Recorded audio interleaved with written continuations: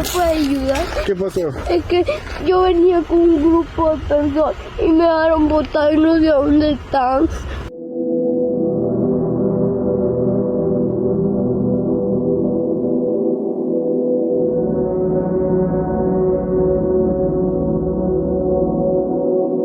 ¿Vienes con tu mamá o tu papá? Nadie. Yo venía en un grupo que venía de entrega con usted y al final me dejaron botar y venía aquí a pedir auxilio.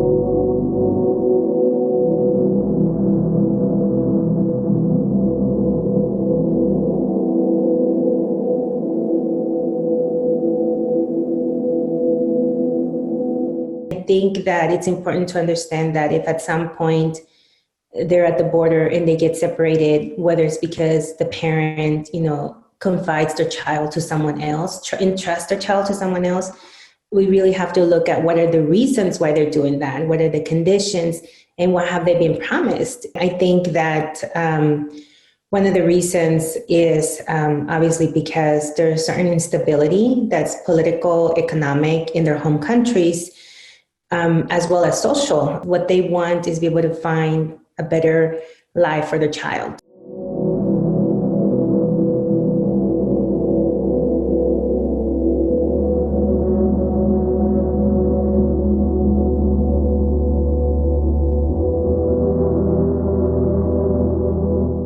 Smugglers have always played a role in bringing people to the United States. But it's not heightened in the sense of what you see in the media. It's not that smugglers are recruiting and increasing the number of people so that they can get them across.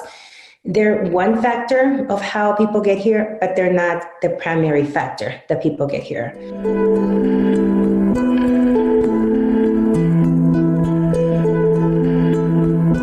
And if they find themselves in these remote areas and they find themselves lost, it's because we in the United States do not have the system to welcome them, to process them in a way that's orderly.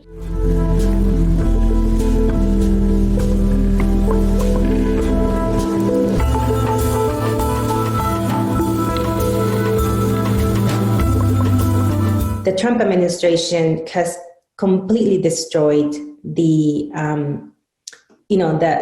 asylum system that, even though it was weak previously, it was a system that was in place, and it's completely destroyed it. And so now the Biden administration is trying to rebuild it.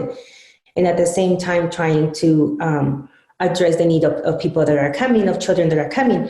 We need welcoming centers that immediately address the social needs and that also provide avenues for reunification with the family members who are here. You have a law enforcement agency, which is the Border Patrol, who has been trained on treating criminals, not on treating people who haven't committed a crime and who have, only seeking refuge in a country. I think that that's where we need to focus on, because then that in itself keeps people from having to find alternative means that can put them in danger.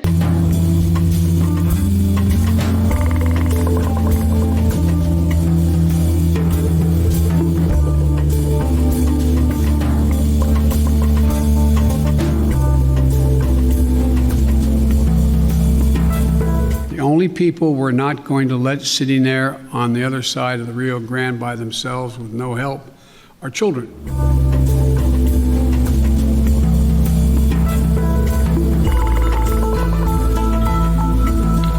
The fact that children are exempt from that doesn't necessarily create the situation of saying, oh, that's the only reason why you have such a high number, or that people are taking advantage and therefore sending their children. That's not the case. The political pundits and sometimes the media, overanalyzes. I think it's important for us to remember and to understand that it's not necessarily driven by policy. It's driven by a human need in terms of what's happening. And right now, actually, at the beginning of the year is when you traditionally see an increase of people coming and seeking to enter the country, seeking asylum.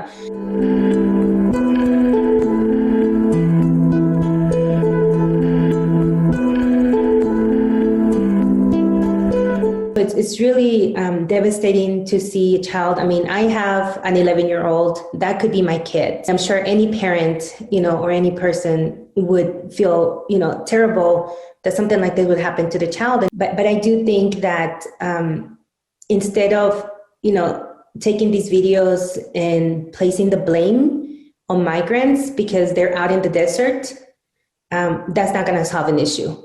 The issue needs to be solved with policy.